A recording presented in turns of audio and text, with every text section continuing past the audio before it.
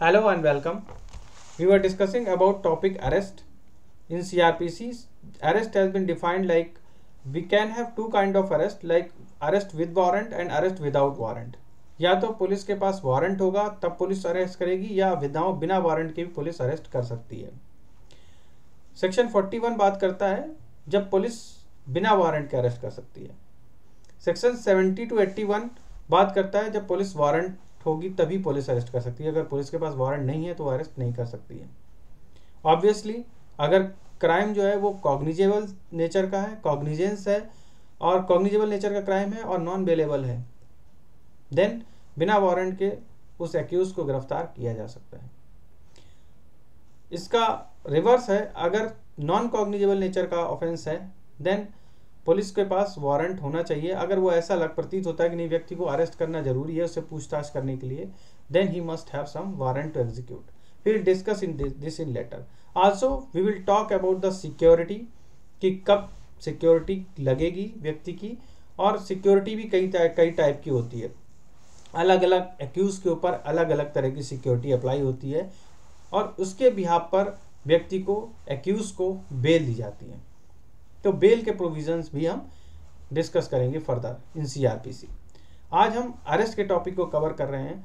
Arrest में हम बहुत ही छोटा पोर्शन चैप्टर 5 41 से लेके 60A तक जो सेक्शन है हमारे सीआरपीसी के, क्योंकि हम यहाँ सीरियल से चल रहे हैं अपने लेक्चर्स में। मैंने chapter 2, chapter 3, chapter 13 already cover कर दिया आपने पुराने वीडियोज़ में। अगर आप लोगों ने नहीं देखा है तो प्लीज़ आप जाइए उन्हें देखिए। उससे आपको बहुत ही बेसिक आइडिया लगेगा कि क्या क्लासिफिकेशन ऑफ क्रिमिनल कोर्ट्स क्या होती हैं, कौन सा जज किस कोर्ट में बैठता है और किस जज के पास कितना ज्यूरिसडिक्शन होता है, उसकी ज्यूरिसडिक्शन पावर क्या होती है and power of the court क्या है, ये मैं ऑलरेडी डिस्कस कर चुका हूँ। आज के लेक्चर में हम अरेस्ट के बेसिक प्रोविजंस को देखेंगे। तो लेट्स स्टार्ट। अरेस्ट में हमने बेसिक डेफिनेशन को बताया था कि अरेस्ट का मतलब क्या होता है। अगर हम अरेस्ट के मतलब को जानना चाहेंगे देन अरेस्ट होता है कि एक्चुअल सीज्योर और touching of a persons body with a view of his detention. किसी व्यक्ति को डिटेन कर लिया जाता है आइदर बाय सीज्योरिंग हिम और टचिंग हिज बॉडी। अगर मतलब नहीं मानता है तो उसको पकड़ के कस्टडी में रख दिया जाता है, राइट।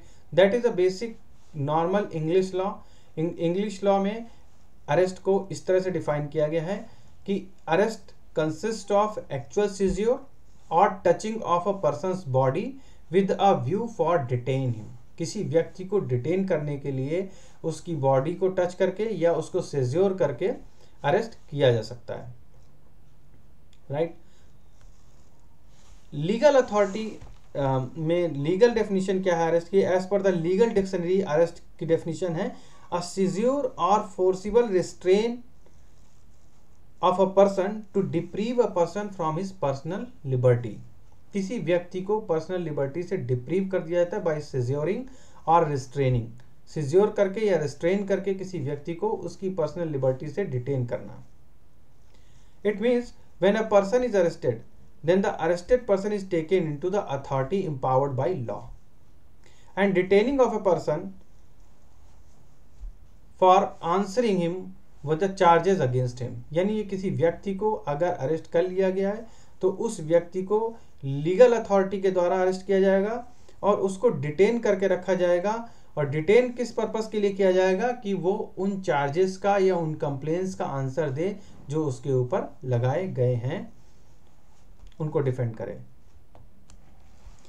लॉ डिक्शनरी में अरेस्ट की डेफिनेशन बताएगी कि to deprive a person from his liberty by some legal authority. This is defined in law dictionary. So this is a basic terms which has been defined in our law dictionary. English law general term arrest क्या है ये मैंने आपको अभी इसमें समझाने की कोशिश की है। अब एक बात आती है कि अरेस्ट की ये सब डेफिनेशन तो आप बता रहे हो कि इंग्लिश लॉ में ये अरेस्ट डिफाइन किया गया है, लॉ डिक्शनरी के अकॉर्डिंग अरेस्ट का मतलब क्या होता है, कोर्ट में कहाँ लिखा हुआ है। Is there is any place where it has been defined meaning of arrest, definition of arrest कहीं पे मिलेगी? तो इसका आंसर है नहीं। सीआरपीसी में, आईपीसी में या किसी भी क्रिमिनल ऑफेंस से रिलेटेड लॉ में अरेस्ट की डेफिनेशन को नहीं डिफाइन कर रखा है। तो इसको state of Haryana versus Dinesh Kumar के केस में, ये स्लाइड आपके सामने है, state of Haryana versus Dinesh Kumar में सुप्रीम कोर्ट ने ऑब्जर्व किया था कि जो एक्सप्रेशन है अरेस्ट, ये कहीं पर भी डिफाइंड नहीं है, ना तो क्रिमिनल प्रोसीजर कोड में डिफाइन है, ना इंडियन पिनल कोड में डिफाइन है, और ना ही इस इनेक्टमेंट को किसी भी क्रिमिनल ऑफेंस से डील करता हुआ कोई एक्ट है उसमें डिफाइन किया गया है। केवल इंडिकेशन इसका जो है सेक्शन 46 में मिलता है, और सेक्शन 46 में क्या है, उसमें मॉड ऑफ अरेस्ट की बात की गई है, वो मैं बताऊंगा अभी आपको फर्दर। मॉड ऑफ अरेस्ट की बात की गई सेक्शन 46 में। बेसिकली सेक्शन 46 ये कहता है कि अरेस्ट जो है किसी व्यक्ति को किया गया है तो इसमें कई सारे क्लॉज बनते हैं, बहुत इंपॉर्टेंट है और इससे एक क्वेश्चन जरूर आता है एग्जाम में। क्लॉज 1 कहता है कि submission to the custody by word और एक्शन और एक्चुअली टचिंग और confining the body of a person, right. Submission to the custody, किसी व्यक्ति को कस्टडी, ये बोला गया कि यू आर अंडर अरेस्ट और उसने अपने आप को कस्टडी में सबमिशन कर दिया, ठीक है। और टच किया, टच करके आपने उसको कस्टडी में ले लिया, या फिर कन्फाइन किया, उसको आपने कन्फाइन किया। तो this is saying mod of arrest. Mod of arrest क्या हो सकता है? Mode of arrest doesn't mean that किसी व्यक्ति को पकड़ करके उसको जेल में डाल देना, it doesn't mean that. Submission to the custody by word, only word से भी, like you are under arrest, it means if any lawful authority says that you are under arrest and any accused who also know that, like why he's saying you, why it is he's saying you are under arrest, it means that definitely there are some charges against him and he has to answer that charges and he has to submit himself to the police officer or any judicial custody. So by word, by saying a word like you are under arrest, submission to the custody by the word only, also it could be a mode of arrest। यानी कि mode of arrest के क्या माध्यम हो सकते हैं? एक simple word you are under arrest, this is the mode of arrest। Action तो बहुत कुछ हो सकता है, व्यक्ति को पकड़ करके by touching him, और कन्फाइन हिम, उसको कन्फाइन कर देना, पकड़ के जेल में डाल देना। क्लॉज 2 क्या कहता है? इसका फोर्स का यूज करना। यहाँ पे व्यक्ति ने, जो सामने अक्यूज है, उसने अपोज नहीं किया है। Submission to the custody by word, action और टच और confine his body, this is clause 1 mode of arrest, right. Clause 2 क्या कहता है? Use some force. If a person, if a accused person resist, अगर accuse person को बोला you are under arrest और वो रेजिस्ट कर रहा है, वो विरोध कर रहा है, किस लिए? To endeavour him from arrest, ताकि वो अरेस्ट से बच सके। तो उसको क्या करते हैं? फोर्सफुल पर्सन को फोर्सफुली, उसके ऊपर फोर्सफुली रेजिस्ट किया जाएगा, उसको रोका जाएगा। अगर वो भागने की कोशिश किया जाएगा, करता है, तो उसको फोर्सफुली रिस्ट्रेन किया जाएगा। तो use some force for the purpose of arresting him. If a person is attempt to evade the arrest, अगर वो अरेस्ट को एवेड करना चाहता है, भागना चाहता है, तो जो भी लीगल अथॉरिटी है, इट विल यूज फोर्स। तो सिंपल है, सेक्शन 46 में अरेस्ट की बेसिक, अरेस्ट की मीनिंग को यहाँ से एक्सट्रैक्ट किया गया। 46 क्लॉज 1 कहता है mode of arrest means submitting to the custody by word you are under arrest, this means person and the accused understood that word and he has submitted himself to the custody. It's simple. That means person is under arrest, or simply by touching him and or confine the body and he has not resist. Class 2 में क्या कह रहा है? Clause 2 में कह रहा है कि जिस व्यक्ति को यू आर अंडर अरेस्ट बोला गया, he applies some force to restrain him, to resist him, to evade from the arrest, then use some force and arrest him. Rule 3 क्या कहता है कि क्लॉज 3 क्या कहता है कि अरेस्ट में, मतलब इसके अकॉर्डिंग रूल जो है वो ये है कि जितना भी नेसेसरी फोर्स हो, इफेक्टिव फोर्स हो, वो अप्लाई करो ताकि उसकी अरेस्ट पॉसिबल हो सके, लेकिन वो इस एक्सटेंट तक नहीं जाना चाहिए कि उस व्यक्ति की डेथ हो जाए। लेकिन इसका एक्सेप्शन है क्लॉज 3। इसका एक्सेप्शन क्लॉज 3 ये कहता है कि अगर व्यक्ति अक्यूज ऐसा है जिसके ऊपर डेथ पेनल्टी है या लाइफ इम्प्रिजनमेंट है, then he must be arrested. अब इसमें 46(1) और 46(4) मैंने बताया 46(1), 2, 3 और 4। 46(1) और 4 में एक क्लॉज है कि mode of arrest of A women, अगर अरेस्ट ऑफ ए वोमेन है तब क्या हो सकता है। तो उसमें जो है 46(1) जो है उसमें बताया, 46(1) में क्या था कि arrest by saying simply you are under arrest और टचिंग द बॉडी और कन्फाइनिंग हिम। तो this is the way we arrest define arrest. Now 46(1) क्या कहता है इसमें, 46 क्लॉज 1 में ये कहता है 46(1)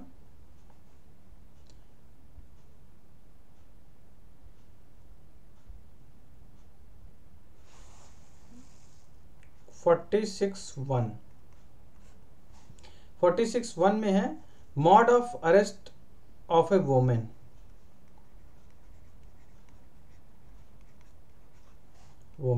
वोमेन को अरेस्ट करना है किसी, सॉरी वोमेन अगर अरेस्ट होगी तो क्या होगा उस केस में, ओरल होगा, ओरल सबमिशन होगा। Means her submit to the custody on oral, उसको ओरली बोला जाएगा you are under arrest, and जो उसका सबमिशन होगा वो ओरल होगा कस्टडी में, राइट। और उसकी no need to touch her body, right. And if that is needed then there must be by some women police officer, right.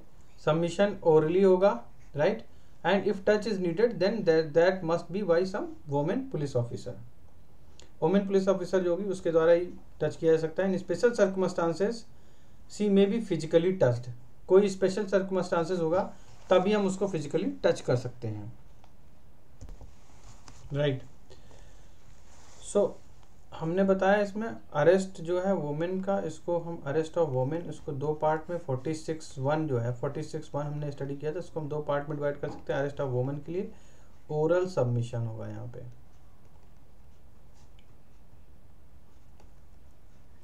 No physical touch.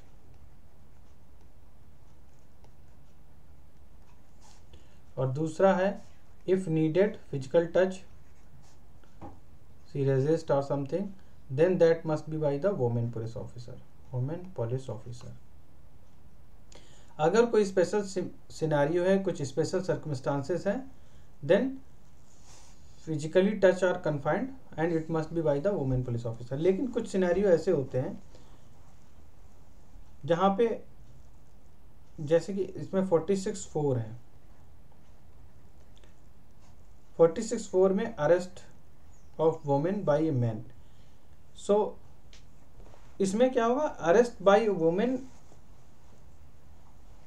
किसी के द्वारा भी, मतलब मैन व वोमेन के द्वारा अरेस्ट किया सकती है इन स्पेशल सर्कमस्टांसेस। लाइक 46(4) में क्या कहा गया है कि in the night after sunset and before the sunrise she can not be arrested.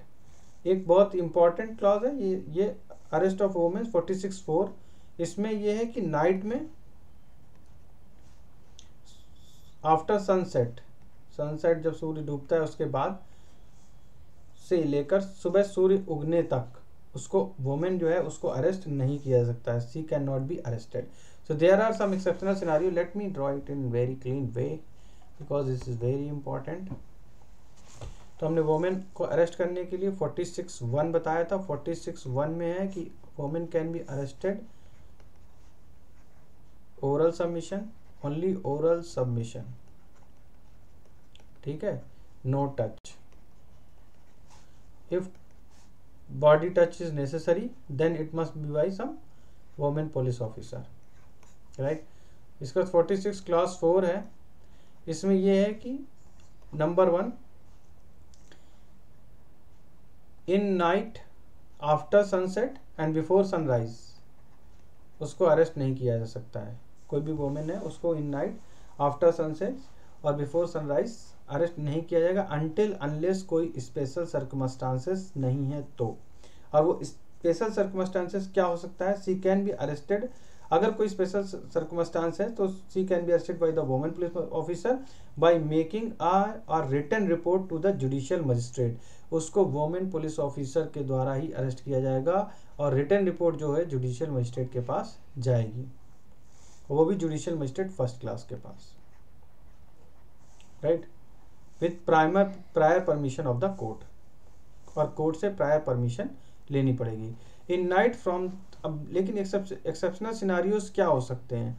Exceptional scenarios ये हो सकते हैं जैसे मान लो कि किसी हॉस्पिटल में, अब दूसरा केस पहले डिस्कस कर लेते हैं इसके बाद बात करते हैं। 46(4) में सेकंड केस क्या हो सकता है कि he must be arrested by a women police officer लेकिन arrest by man as well. वो कब हो सकता है? वो तब हो सकता है जब वहाँ पे कोई लेडी पुलिस ऑफिसर अवेलेबल ना हो और मैटर, सपोज नाइट का कोई मैटर है, वहाँ पे कोई लेडी पुलिस ऑफिसर अवेलेबल नहीं है। और इसका एग्जांपल मैं दो देना चाहता हूँ, जैसे कि फर्स्ट एग्जांपल, जैसे कि कोई लेडी है, she is stealing some baby, किसी बेबी को चुरा रही है, बच्चे को चुरा रही है, तो उसमें क्या पुलिस के रेजिस्ट करने पे she is trying to run away, वो भागने की कोशिश कर रही है, और अगर उसको नहीं पकड़ा गया तो वो ऐसे किसी और जगह पे ये सेम सिनेरियो, मतलब किसी और जगह पे वो क्राइम करेगी।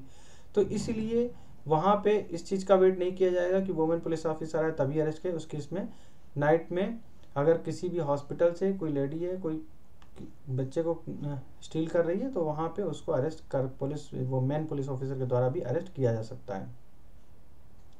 अगर मैन पुलिस ऑफिसर अवेलेबल है और कोई वुमेन पुलिस ऑफिसर अवेलेबल नहीं है तो उसको मैन पुलिस ऑफिसर के द्वारा अरेस्ट कर लिया जाएगा। एंड लेडी टेररिस्ट है, एग्जाम्पल 2, कोई लेडी टेररिस्ट है और मॉब पे बम्बार्टमेंट कर रही है, गोलियां चला रही है, तो उसको भी अरेस्ट कर सकते हैं। तो these are some special circumstances जहाँ पे अरेस्ट बाय मैन पॉसिबल है। तो ये बहुत इंपॉर्टेंट है, एग्जाम में कई बार आता है, arrest of A women. So 46 section में मोड ऑफ अरेस्ट हमने आज काफ़ी डिटेल में डिस्कस कर लिया, राइट। अब हम सेक्शन 41 की बात करते हैं।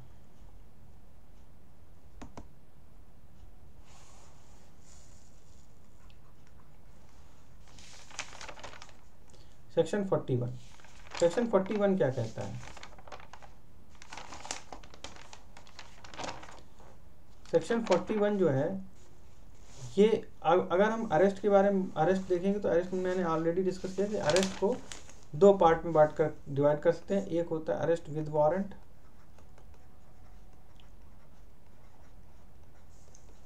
एक होता है अरेस्ट विदाउट वारंट।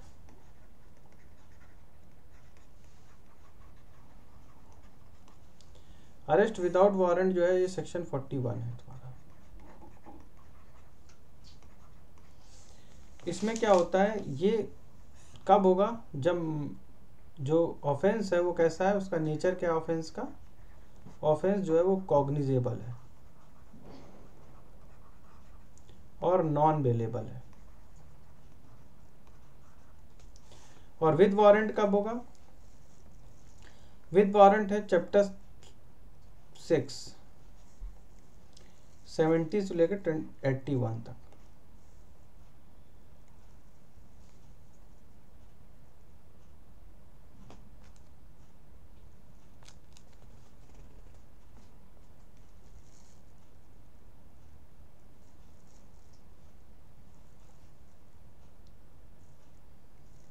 राइट,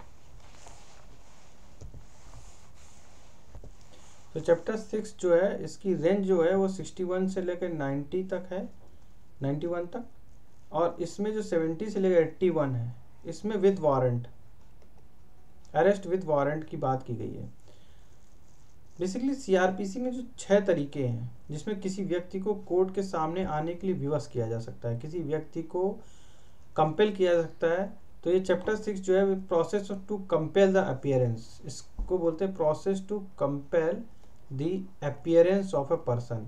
किसी व्यक्ति पे, किसी भी एक्यूज पे दबाव बनाकर उसको कोर्ट के सामने हाजिर होने के लिए विवश करना। तो ये 4 तरीके ऐसे हैं जिसके माध्यम से जो कोर्ट है वो व्यक्ति को विवश कर देती है, किसी एक्यूज को विवश कर देती है कि वो कोर्ट में हाजिर हो। क्या क्या तरीके हैं? पहला तरीका, उसको समन भेजी जाएगी, सर्व दी समन। देखो बहुत इंपॉर्टेंट है, ध्यान से सुनना। समन भेजना। दूसरा है वारंट भेजना, ठीक है। तीसरा है प्रोक्लेमेशन।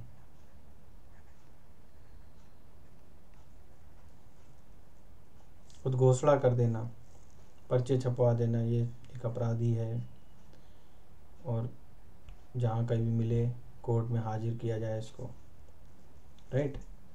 प्रोक्लेमेशन से भी नहीं आता है, उसकी प्रॉपर्टी को अटैच कर देना, अटैच दी प्रॉपर्टी। अगर फिर भी नहीं मानता है तो उसकी प्रॉपर्टी को सेल करना, ठीक है। 1 2 3 4 5, ये 5 ऐसे तरीके हैं। समन भेजना, वारंट भेजना, प्रोक्लेमेशन जारी करना, उद्घोषणा जारी करना, प्रॉपर्टी को अटैच करना और प्रॉपर्टी को सेल करना। तो इसके माध्यम से कोर्ट किसी भी व्यक्ति को कंपेल कर सकती है फॉर हिज अपीयरेंस। शेड्यूल 2 में ये दे रखा है कि पुलिस अधिकारी के नाम से जब कोई भी वारंट इशू होगा तो हमेशा जो पुलिस ऑफिसर जाएगा उसके नाम से ही वो वारंट इशू होता है, राइट। अब हम बात कर रहे थे सेक्शन 41 की। इतना हमने डिटेल में बात किया सेक्शन 41 का बेस बनाने के लिए। हम सेक्शन 41 की बात करते हैं। तो सेक्शन 41 जो है वो क्या कहता है? Arrest without warrant.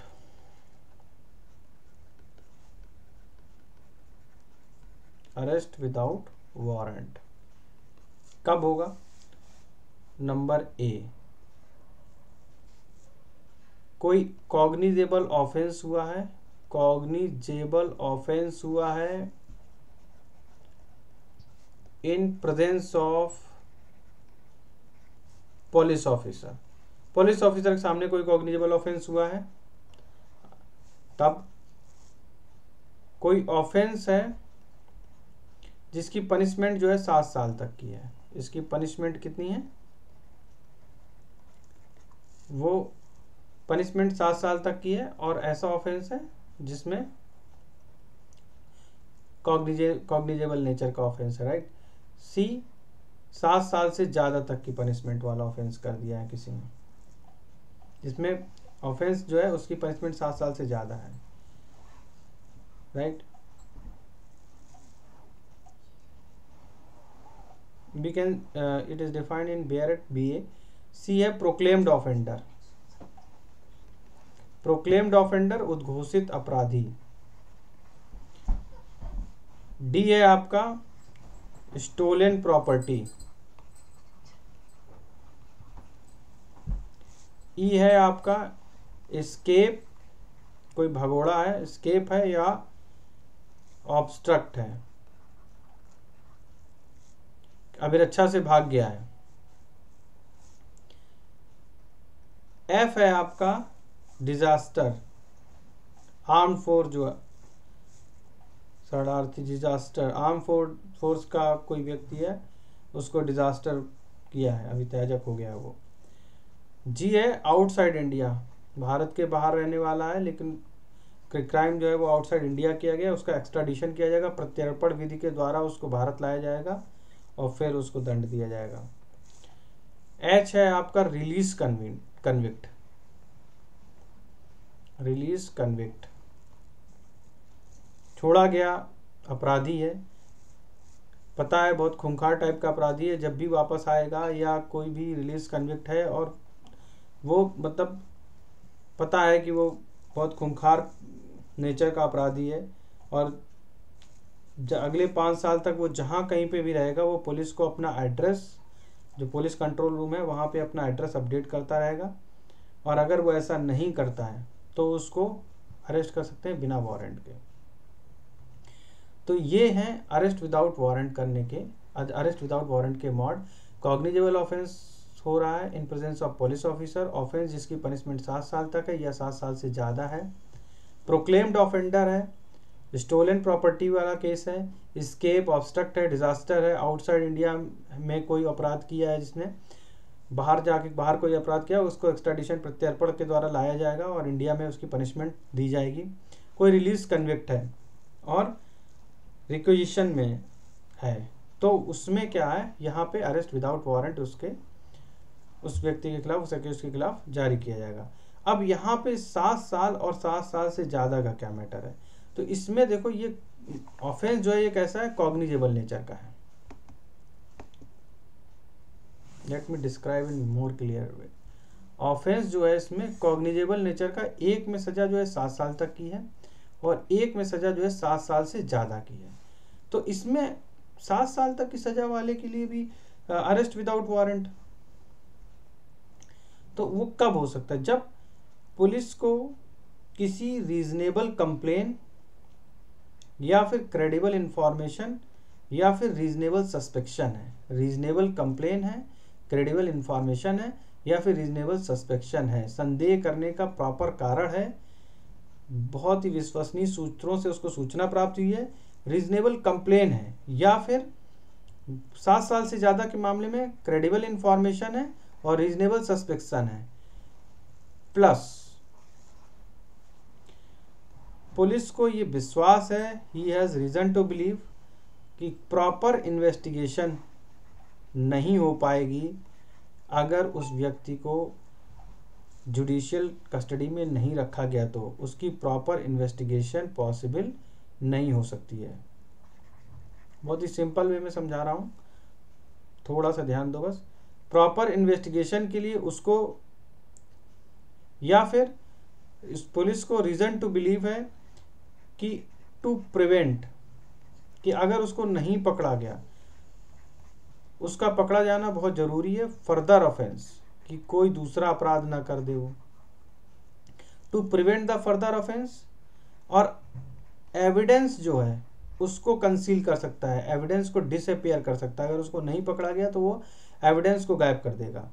और विटनेस को धमका सकता है, अगर उसको नहीं वो बराबर विटनेस को इंड्यूस कर रहा है, विटनेस को धमका रहा है, तो इन 3 चीज़ों में पुलिस को रीज़न टू बिलीव है कि वो ऐसा कर सकता है।